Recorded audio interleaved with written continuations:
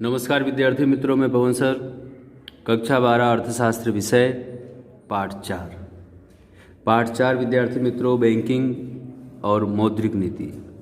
तो इस पाठ के अंदर आज हम इस वीडियो में भारत में व्यापारी बैंकों का अस्तित्व की चर्चा करेंगे।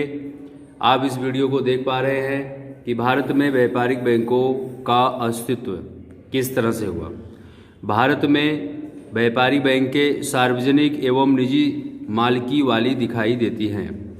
सार्वजनिक क्षेत्र मतलब जिसमें सरकार और पब्लिक दोनों का फंड जमा हो। निजी क्षेत्र मतलब व्यक्तिगत रूप से जो शुरू किया गया है वह। इस तरह से 1991 के आर्थिक परिवर्तनों के बाद निजी क्षेत्र में अंतर्राष्ट्रीय बैंकों का भी प्रवेश देखने को मिला। क्यों?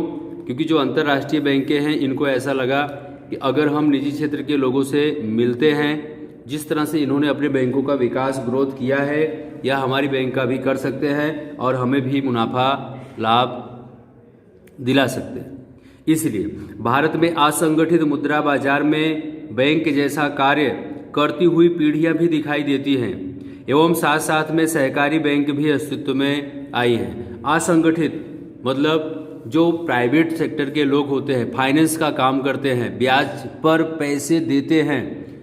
तो अर्थतंत्र के अंदर, बाजार के अंदर, आपकी सोसाइटी के अंदर, आपके जिला प्रदेश के अंदर ऐसी बहुत सारी संस्थाएं हैं प्राइवेट सेक्टर पे जो ब्याज देने और लेने का काम करती हैं। आपको अगर पैसे की ज़रूरत है तो वहाँ पर अगर जाइए तो आपको पैसा मिलेगा, लेकिन सरकारी संस्था अथवा बैंक की तुलना में वहाँ पर आपको अधिक ब्याज दर चुकाना पड़ता है। इसलिए असंगठित क्षेत्र की ऐसी बहुत सारी संस्थाएं हमारे मार्केट के अंदर, बहुत सारी ऐसी पीढ़ियाँ हमारे समाज के अंदर देखने को मिलती हैं और लोग उसका उपयोग भी करते हैं, उससे लेन देन भी करते हैं। ठीक है। तो इस तरह से जो लोग हैं, जब असंगठित क्षेत्र के साथ जुड़ते हैं तो उनकी आय का, उनकी कमाई का, उनकी वेतन का लगभग हिस्सा ब्याज में चला जाता है। अगर वे लोग थोड़ी सी समझदारी दिखाएं, बैंक के साथ जुड़ें, बैंक में खाता खुलवाएं और बैंक से लोन लें, तो असंगठित क्षेत्र जो प्राइवेट सेक्टर है उससे काफ़ी हद तक सस्ते ब्याज दर में उन्हें पैसा मार्केट के अंदर मिल सकता है। तो इस तरह से देश के अंदर जो भी व्यापारिक बैंकें हैं, जो भी सहकारी बैंकें हैं, जो भी निजी क्षेत्र की बैंकें हैं, वह लोगों तक अपना प्रचार प्रसार करके अपने बारे में लोगों को जागरूक करना चाहते हैं। इस तरह से विद्यार्थी मित्रों, व्यापारिक बैंक की कानूनी परिभाषा के अनुसार बैंकिंग का कार्य करती हुई जो संस्थाएं, किसका कार्य? बैंकिंग का कार्य करती हुई जो संस्थाएं रिजर्व बैंक ऑफ इंडिया के 1934 की धारा की दूसरी अनुसूची, पहली नहीं, में प्रवेश पाई हो या स्थापित या उसकी स्थापना की गई हो, उसे शेड्यूल बैंक मतलब सूचित बैंक के नाम से जाना जाता है। आपको विद्यार्थी मित्रों, अगर बोर्ड के अंदर शेड्यूल बैंक या सूचित बैंक की परिभाषा पूछी जाती है तो आपको ये लाइन लिखनी है। क्या लिखनी है, एक बार हम फिर से देख लेते हैं कि देखिए, व्यापारिक बैंक की कानूनी परिभाषा के अनुसार बैंकिंग का कार्य करती हुई जो संस्थाएं रिजर्व बैंक ऑफ इंडिया के 1934 की धारा की दूसरी अनुसूची में प्रवेश पाई हो या उसकी स्थापना की गई हो, उसे शेड्यूल बैंक या सूचित बैंक के नाम से जाना जाता है। इस तरह से विद्यार्थी मित्रों, सूचित या शेड्यूल बैंक के दो प्रकार हैं। कौन कौन से? एक व्यापारी बैंक है और दूसरा सहकारी बैंक है। तो व्यापारी बैंक के यहाँ पे 4 प्रकार दिए हुए हैं। देखिए आप नीचे यहाँ पे, नंबर 1 सार्वजनिक क्षेत्र की व्यापारिक बैंक, निजी क्षेत्र की व्यापारिक बैंक, तीसरा है भारत में कार्यरत विदेशी बैंकें और चौथा है प्रादेशिक ग्रामीण बैंक। तो इस तरह से जो सूचित बैंक है विद्यार्थी मित्रों, या शेड्यूल बैंक जिसे हम जानते हैं, उसमें 2 प्रकार हैं। एक व्यापारिक बैंक है, दूसरा सहकारी बैंक है। व्यापारिक बैंक के आपने यहाँ पे देखा कि 1, 2, 3, 4 प्रकार दिए हुए हैं। सार्वजनिक क्षेत्र की व्यापारिक बैंक, निजी क्षेत्र की व्यापारिक बैंक, भारत में कार्यरत विदेशी बैंक और प्रादेशिक ग्रामीण। मित्रों, अब हम मध्यस्थ बैंक की बात करेंगे। ठीक है। तो मध्यस्थ बैंक, ये प्रत्येक देश में एक बैंक पाई जाती है। दुनिया के प्रत्येक देश में एक मध्यस्थ बैंक होती है। भारत की मध्यस्थ बैंक आपको पता है आरबीआई, ठीक है, जो देश की तमाम बैंकों के कार्यों का संचालन, मूल्यांकन और अंकुश का कार्य करती है। मतलब आपका भी कोई मालिक है, आपके घर का भी कोई मालिक है। आप अपनी मनमानी काम नहीं कर सकते हो, कभी भी जाना कभी भी आना ऐसा नहीं कर सकते हो। आपको भी अपने घर में जवाब देना है, कहाँ जा रहे हो, कहाँ से आ रहे हो, ठीक है, क्यों जा रहे हो, किस काम से जा रहे हो। उसी तरीके से देश के अंदर जो भी बैंकें हैं उन सारी बैंकों की एक मध्यस्थ बैंक होती है। प्रत्येक देश में, दुनिया के जितने भी देश हैं उन सभी देशों में एक मध्यस्थ बैंक पाई जाती है और उन मध्यस्थ बैंकों के साथ जुड़ी हुई बैंकों पर निगरानी कौन रखेगा? मध्यस्थ बैंक। जैसे हम अगर अपने देश की बात करें तो संचालन का काम, मूल्यांकन का काम और अंकुश का काम मध्यस्थ बैंक सभी बैंकों पर रखती है। जो भी काम करना है मध्यस्थ बैंक की अनुमति के आधार पर ही करना है। इसके अतिरिक्त मध्यस्थ बैंक ग्राहकों के अधिकार और हित की देखभाल भी कार्य करती है। अब ऐसा नहीं है कि कोई बैंक मध्यस्थ बैंक के साथ जुड़ी और बैंक का निर्माण किया, बैंक को खोला और वह ग्राहकों के पैसे को चट कर गई। ऐसा नहीं हो सकता। क्यों ऐसा नहीं हो सकता है? क्योंकि अगर बैंक उठ जाती है, वह ग्राहक के पैसे खा जाती है, नहीं देती है, तो उसमें नाम किसका खराब होगा? मध्यस्थ बैंक का, उस देश का, उस प्रदेश का। इसलिए मध्यस्थ बैंक उस पर निगरानी रखती है। आप कुछ भी गलत नहीं कर सकते हो। आप पर आपके पिताजी, आपके दादाजी निगरानी रखते हैं। आप कहाँ जा रहे हो, क्या कर रहे हो, कैसे हो, वो सारी बातें उनको पता होती है। हमें भले ऐसा लगे कि हमारे ऊपर कोई निरीक्षण नहीं कर रहा है, लेकिन नहीं, हमारा निरीक्षण हो रहा है, ठीक है। उसी तरीके से जो बैंकें हैं उनको भले ऐसा लगे कि हमारा कोई निरीक्षण नहीं कर रहा है, उनको पता है कि हम फिक्स डिपॉजिट मध्यस्थ बैंक के अंदर जमा करके अपना निर्माण करवाए हैं, इस बैंक को खोले हैं। इसलिए उसके कायदा कानून नियम के तहत, उसके संचालन के तहत, उसके मूल्यांकन के तहत अंकुश में रह के उसे काम करना है। जिस तरह भारतीय रिजर्व बैंक का भारत का केंद्रीय बैंक है, भारतीय रिजर्व बैंक का कौन सा बैंक है? केंद्रीय बैंक है। उसी तरह संयुक्त राज्य अमेरिका के केंद्रीय बैंक को फेडरल रिजर्व बैंक के नाम से जाना जाता है, ठीक है। आरपी केंट के शब्दों में अगर हम देखें बैंक की परिभाषा, तो ऐसी संस्था की जो देश के प्रजा, जो लोग हैं, के सामान्य हित के लिए अर्थतंत्र में मुद्रा का भंडार का विस्तरण एवं संकुचन की जिम्मेदारी सौंपी गई हो। क्या करना है? मुद्रा जो पड़ा हुआ है उसको कैसे बांटना है, उस पर अंकुश संकुचन कैसे लगाना है, उसकी जिम्मेदारी सौंपी जाती है। ऐसी संस्था को हम मध्यस्थ बैंक या बैंक के नाम से जानते हैं। तो जो विद्यार्थी मित्रों, मध्यस्थ बैंक अर्थात क्या?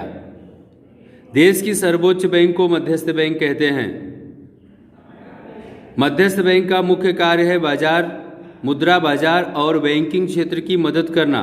मध्यस्थ बैंक का मुख्य कार्य क्या है? मुद्रा बाजार, जो पैसे का बाजार है, और जो बैंकिंग क्षेत्र है उसकी क्या करना है? यहाँ पे मदद करना और उस पर नियंत्रण करना एवं प्रोत्साहन देने तथा देश के आर्थिक हित के लिए, प्रोत्साहन देने तथा देश के आर्थिक हित के लिए मौद्रिक स्थिरता बनाए रखना होता है। मध्यस्थ बैंक का काम है।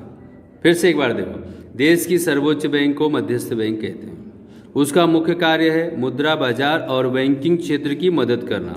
मुद्रा बाजार में पैसे पहुंचाना, जो भी बैंकिंग क्षेत्र है उसकी मदद करना है, चाहे जैसे, अगर उसके पास पैसे नहीं है तो पैसे देकर, लेन देन करके उसकी मदद करना। उस पर नियंत्रण करना ताकि वह उड़ ना सके, अंकुश में रहे। उसे प्रोत्साहन देते रहना समय समय पे, क्योंकि अगर आपको समय समय पे प्रोत्साहन मिलता रहेगा तो आप अच्छा काम कर पाओगे। कंपनी के अंदर या बैंक के अंदर जो एजेंट लोग काम करते हैं उनको गिफ्ट प्रोवाइड किया जाता है। उनके लिए लोगों के सामने तालियां बजवाई जाती हैं ताकि उनका उत्साह बढ़े, मनोबल उनका बढ़े, ताकि उससे क्या हुआ, और अच्छी तरह से पहले की तुलना में और अच्छा काम कर सके। इसलिए मौद्रिक स्थिरता देश में, देश के हित के लिए मौद्रिक स्थिरता को बनाए रखने का काम किसका है? मध्यस्थ बैंक का।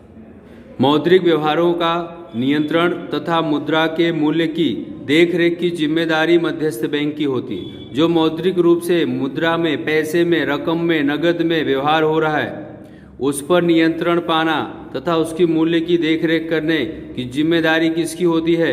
मध्यस्थ बैंक की। मध्यस्थ बैंक इस प्रकार के कार्य हेतु मौद्रिक नीतियां बनाता है। मध्यस्थ बैंक क्या करता है? ये ऊपर के जो भी कार्य हैं इसके लिए क्या बनाता है? मौद्रिक नीतियां बनाता है। संक्षेप में मध्यस्थ बैंक अर्थतंत्र में आर्थिक स्थिरता की जिम्मेदारी का कार्य स्वीकार करता है कि आर्थिक रूप से जो भी स्थिरता है उसे मैं स्वीकार करता हूं, उसे मैं बनाए रखूंगा। भारतीय रिजर्व बैंक, भारत की मध्यस्थ बैंक को रिजर्व बैंक ऑफ इंडिया के नाम से जाना जाता है। 1934 की रिजर्व बैंक ऑफ इंडिया की धारा के अनुसार आरबीआई की स्थापना 1 अप्रैल 1935 में हुई। कब हुई? 1 अप्रैल 1935 में। रुपया 5 करोड़ की निजी पूंजी निवेश से, रुपया 5 करोड़ की निजी पूंजी निवेश के द्वारा आरबीआई की स्थापना 1 अप्रैल 1935 को हुई। अब 1 जनवरी 1949 से आरबीआई का राष्ट्रीयकरण कर दिया गया। अब बाकी जो बैंकें हैं वह इस बैंक के साथ जुड़ी या उनका मध्यस्थ, मतलब बैंकों की बैंक, सर्वोच्च बैंक, देश की बैंक, एक बैंक या बैंकों के बाप के नाम से रिजर्व बैंक ऑफ इंडिया को जाना। ऑफ इंडिया के कार्य हम देखेंगे। तो विद्यार्थी मित्रों, रिजर्व बैंक ऑफ इंडिया के 2 कार्य हैं। एक जैसे कि आरबीआई के मौद्रिक कार्य, दूसरा है आरबीआई के गैर मौद्रिक कार्य। सबसे पहले हम आरबीआई के मौद्रिक कार्य की बात करते हैं। तो जो आरबीआई का मौद्रिक कार्य है उसमें अगर हम देखें तो सबसे पहला पॉइंट है चलन मुद्रा निर्गमित करने का कार्य। दूसरा दिया हुआ है सरकार की बैंकर के रूप में कार्य। तीसरा है बैंकों की बैंक के रूप में कार्य। चौथा है अंतिम सहाय के रूप में कार्य। पांचवा है साख नियमन का कार्य। छठा है विदेशी मुद्रा की देखरेख का कार्य। तो इस तरह से जो आरबीआई है, आरबीआई के मौद्रिक जो कार्य हैं हम उनकी चर्चा करने जा रहे हैं। आप देख पा रहे हैं कि चलन मुद्रा निर्गमित करने का कार्य, मतलब जो चलन मुद्रा है, पैसे हैं, उन्हें कैसे छापना है उसके बारे में मैं यहाँ चर्चा करने जा रहा हूँ। ठीक है। रुपया 2 या 2 से अधिक रकम की नोटें सभी छापने का कार्य और उसे बाजार में भेजने का कार्य आरबीआई करता है। 2 रुपये का नोट सबसे छोटा नोट, 1 रुपये का तो बंद हो गया, चलता ही नहीं अब तो। 2 रुपये से लेके 2000 तक की नोट छापने का काम कौन करेगा? आरबीआई। एजेंट के रूप में उसे बाजार में भी पहुंचाने का काम किसका है? आरबीआई का। जबकि चलन में सभी सिक्के, जितने भी सिक्के हैं आपके पास, 10 पैसा, 20 पैसा, 50 पैसा, 25 पैसा, 1 रुपया, 5 रुपया, 10 रुपया इत्यादि, तो 1 रुपये का कागजी नोट, 1 रुपये का कागजी नोट और सभी सिक्के, जितने भी सिक्के हैं, 1 रुपये का कागजी नोट और सभी सिक्के छापने का काम किसका है? वित्त मंत्रालय का। किसका है? वित्त मंत्रालय का। अब भारत सरकार वित्त मंत्रालय द्वारा यह निर्गमित किया जाता है क्या? 1 रुपये के कागजी नोट और टोटल सिक्के।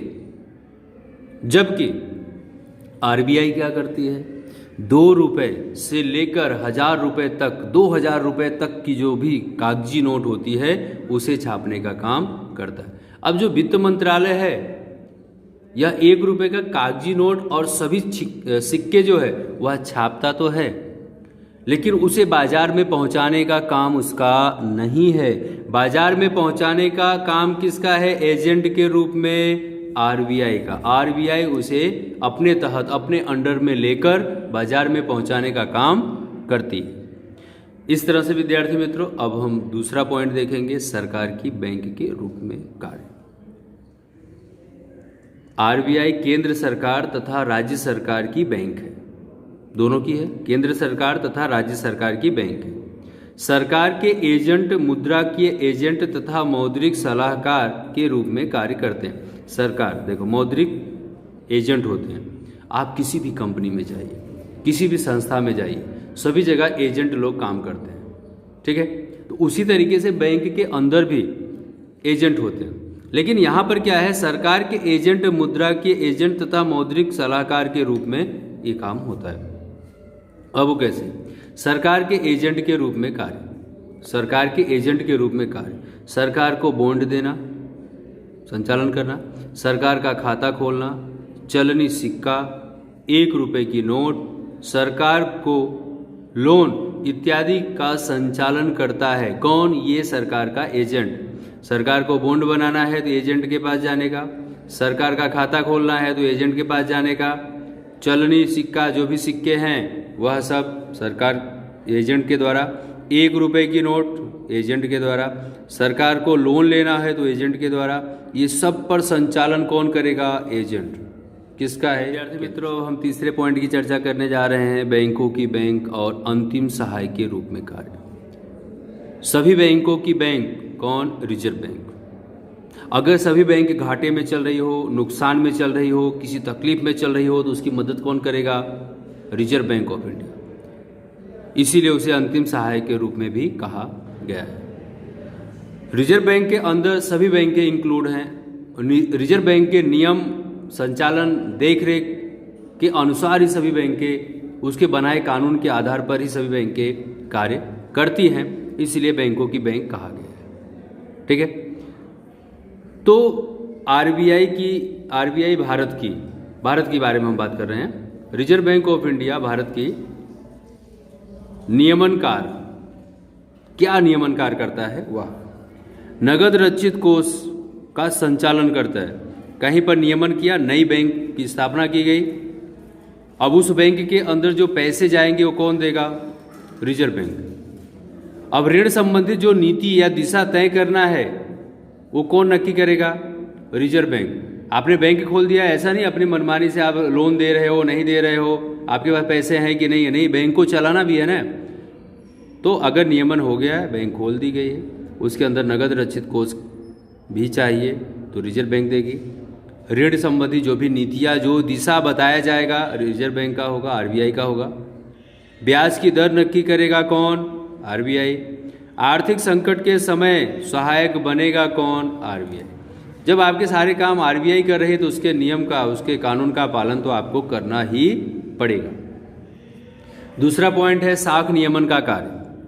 मौद्रिक नीति के विविध साधनों की मदद से आरबीआई व्यापारिक बैंकों की साख सर्जन की प्रकृति तथा मुद्रा की आपूर्ति का नियमन करता है। मौद्रिक नीति के आधार पर जो विविध साधन हैं उनकी बात हो रही है, जो विविध साधन हैं उनकी बात हो रही है। आरबीआई व्यापारिक बैंकों की साख सर्जन की प्रकृति, उनको कैसे पहुंचाना है, साख कैसे बनाना है, मुद्रा की आपूर्ति का नियमन करता है कौन? आरबीआई। पांचवा पॉइंट है, इस पॉइंट का विद्यार्थी मित्रों, विदेशी मुद्रा की देखरेख का कार्य। क्योंकि अपने देश में बाहर से पैसे आते हैं तो आपकी जो निजी बैंक है उसमें तो नहीं आएगा, जो राष्ट्रीयकृत बैंक होगी, जो मध्यस्थ बैंक होगी, विदेशी मुद्रा उसी में आएगा। यदि विनिमय दर कानूनी रूप से स्थिर रखा जाए तो आरबीआई विनिमय दर निश्चित करती है, लेन देन की जो दर है वह निश्चित करती है। यदि विदेशी विनिमय दर बाजार में उसकी मांग एवं पूर्ति के आधार पर निश्चित करता है तब आरबीआई बाजार में विदेशी मुद्रा का क्रय विक्रय करके विदेशी विनिमय की तुलना में भारत ने रुपए के मूल्य की देखरेख करता है और इस प्रकार आरबीआई के चलन मूल्य अन्य देशों के चलन के सापेक्ष देखरेख का कार्य करते हैं। मतलब जो विदेश से लेन देन हुआ, आपने कोई भी वस्तु बाहर बेचा, पैसा आएगा, डॉलर में आएगा, आपको अच्छी तरह से पता है। अब जब वो पैसा डॉलर में आएगा तो रुपए में कैसे कन्वर्ट होगा? आपकी निजी बैंक में तो अगर डॉलर जमा होगा तो कैसे, तकलीफ हो जाएगी। इसलिए वह डॉलर कहाँ जमा होगा? रिजर्व बैंक ऑफ इंडिया में, और वह डॉलर फिर रुपए में कन्वर्ट किया जाएगा, जिससे भारतीय अर्थतंत्र में उतार चढ़ाव देखने को मिलेगा। इसलिए विदेशी मुद्रा की देखरेख का काम कौन करेगा? आरबीआई, मध्यस्थ बैंक। आरबीआई भारत के विदेशी मुद्रा कोष का संचालन करता है। आपके घर में आपका गुल्लक है, गुल्लक लाए हो, उसमें पैसा जमा करते हो, तो उसका लेन देन, उसका संचालन, उसका देखरेख, उसमें से पैसे डालना और निकालना कौन करेगा? आपको करना है। उसी तरीके से विदेशी मुद्रा कोष जो बना हुआ है, विदेशों से जो फंड आते हैं, विदेशों से जो सहाय आती है, विदेशों से जो आय प्राप्त होती है, ये सब का देख रेख कौन करेगा? आरबीआई। भारत में आने वाली विदेशी पूंजी का भारत के बाहर गई विदेशी पूंजी पर ध्यान रखता है।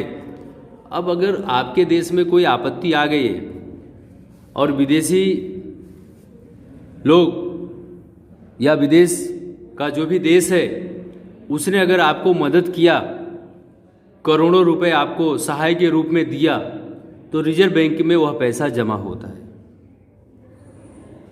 लेकिन अगर उस देश के अंदर, उस विदेश के अंदर कोई ऐसी आपातकालीन प्राकृतिक घटना घटित होती है और फिर आपके फर्ज में क्या आता है? आपको भी तो उसकी मदद करनी है, उसको सहाय देना है। भाई लिया है तो देना पड़ेगा, भले उतना ना सही तो कम सही या उससे ज़्यादा सही, परिस्थिति के आधार पे। इसलिए अब जो बाहर पैसा जा रहा है उस पर निगरानी कौन रखेगा? आरबीआई। वह मदद किसके द्वारा किया जाएगा? आरबीआई के द्वारा। तो विद्यार्थी मित्रों, इस तरह से अब हम आरबीआई के गैर मौद्रिक कार्य की चर्चा करने जा रहे हैं। देखिए, तो गैर मौद्रिक कार्य के अंदर पहला पॉइंट है नियमन एवं देखरेख का कार्य।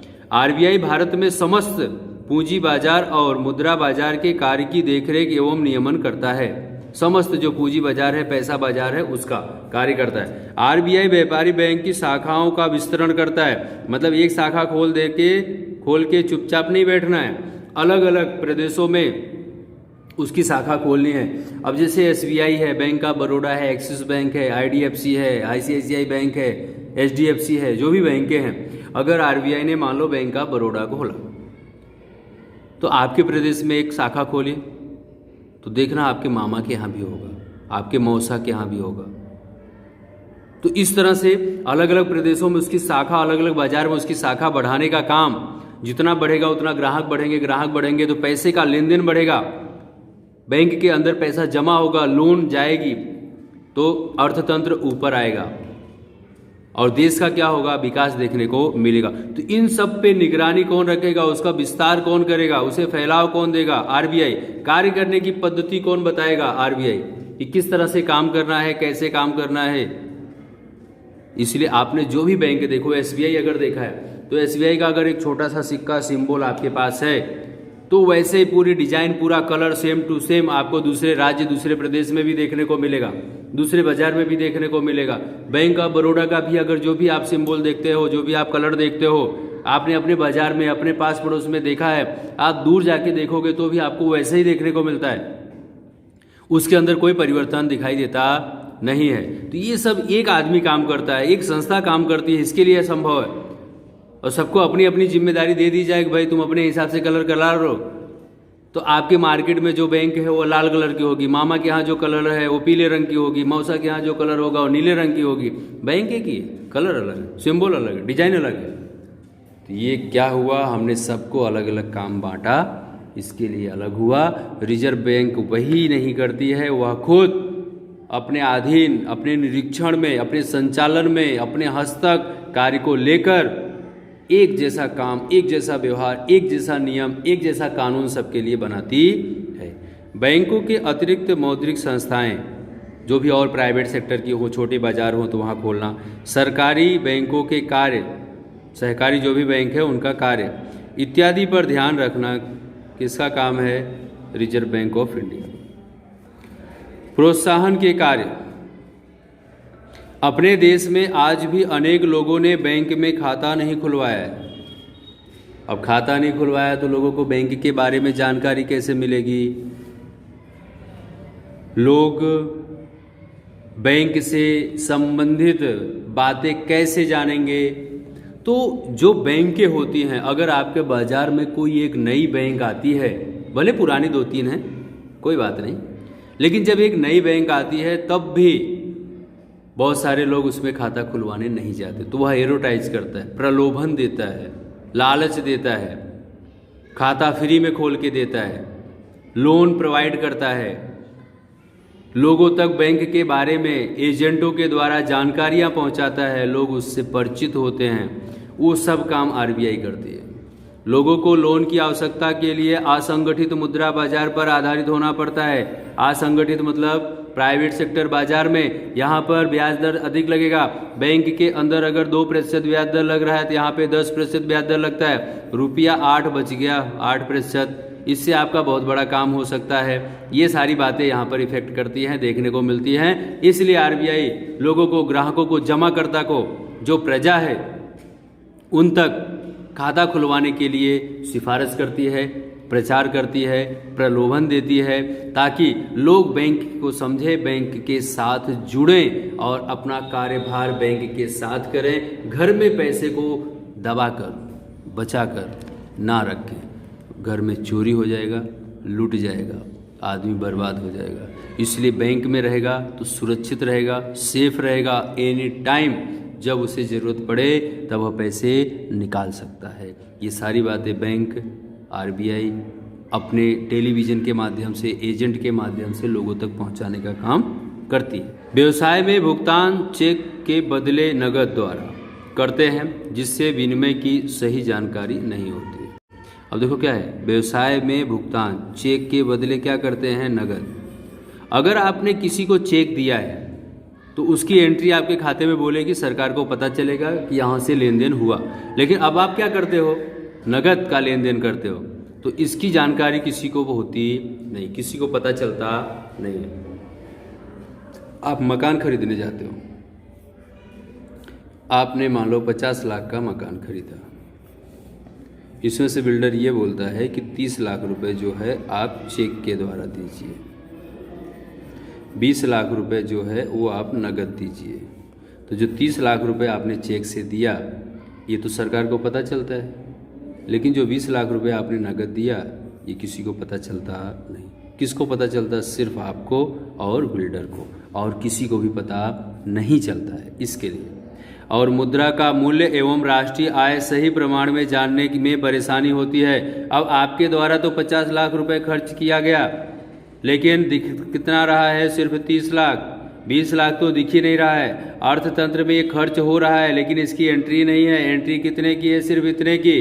तो ये क्या है कि राष्ट्रीय आय जानने में इसकी परेशानी देखने को मिलती है। और राष्ट्रीय आय जानने में परेशानी इस तरह से भी मिलती है कि अगर कोई व्यक्ति डबल इनकम प्राप्त करता हो तो भी, अब एक इनकम मान लो आपकी 20,000 रुपये जो है वह खाते में आती है, ये तो सरकार को दिखती है, लेकिन आप 10,000 रुपये ऐसा भी कमाते हो कि जो खाते में नहीं आती, आपको नगद मिलता है। आपके पास तो कुल 30,000 रुपये आया ना, लेकिन दिख कितना रहा है? 20,000। खर्च कितना हो रहा है? 30,000। तो अर्थतंत्र में राष्ट्रीय आय की सही गणना इस प्रकार से नहीं हो पाती है। इस प्रकार गांव में बैंकों की अधिक शाखाएं खुले, ऐसा प्रयास आरबीआई करती है।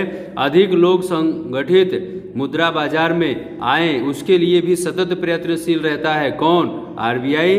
लोगों के हित के लिए सहकारी बैंकों को भी प्रोत्साहन प्रदान करता है। कौन? आरबीआई।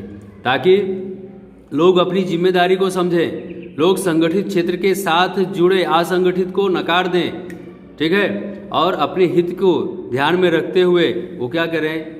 सरकारी बैंकों के साथ जुड़े। इसलिए उन्हें प्रोत्साहन दिया जाता है, बैंकों को प्रोत्साहन दिया जाता है कि आप ज़्यादा से ज़्यादा लोगों का खाता अपने बैंकों में खुलवाएं, उनके साथ लेन देन करें और उन्हें बैंक के बारे में जानकारी प्रदान हो, सही सचोट जानकारी प्रदान करें। समावेशित विकास के लिए कार्य तीसरा मुद्दा है। भारत में आर्थिक भिन्नता और ग्रामीण शहरी भिन्नता अधिक होने के कारण जब मौद्रिक अथवा आर्थिक परिवर्तन आते हैं, भारत में आर्थिक भिन्नता, आर्थिक अलगाव, ग्रामीण शहरी भिन्नता, गांव अलग शहर अलग, ये अलगाव अधिक होने के कारण अधिक देखने को मिलता है। तो मौद्रिक और आर्थिक परिवर्तन भी देखने को मिलते हैं, ठीक है। तो इस तरह से आरबीआई तब क्या करती है? आरबीआई ऐसी परिस्थिति के अंदर बैंकिंग क्षेत्रों में सतत प्रयास करता है। आरबीआई बैंकिंग क्षेत्रों में प्रयास करेगा, लोगों को लोन देने का। ऋण के अग्रिमता वाले क्षेत्रों में, कृषि, जहां पर क्या करना है, ऋण, देश या क्षेत्र या प्रदेश पिछड़ा हो वहां पे लोगों को लोन दो। कृषि क्षेत्र में लोन दो, छोटे पैमाने के उद्योगों को लोन दो, स्वरोजगार वालों को लोन दो, परंपरागत गृह उद्योग इत्यादि के लिए ऋण की व्यवस्था उत्पन्न करके इन लोगों को विकास की राह पर लाने का काम आरबीआई करता है। अगर इनको लोन मिलता है तो ये अच्छी तरह से खेती कर पाते हैं, अच्छी तरह से व्यापार कर पाते हैं, उद्योग कर पाते हैं, स्वरोजगार बना पाते हैं। अपने परंपरागत गृह उद्योग को निभाए रखने के लिए इनको पैसे की जरूरत पड़ती है और वह पैसा आरबीआई इन तक पहुंचाती है, जिससे देश का विकास देखने को मिलता है। धन्यवाद विद्यार्थी।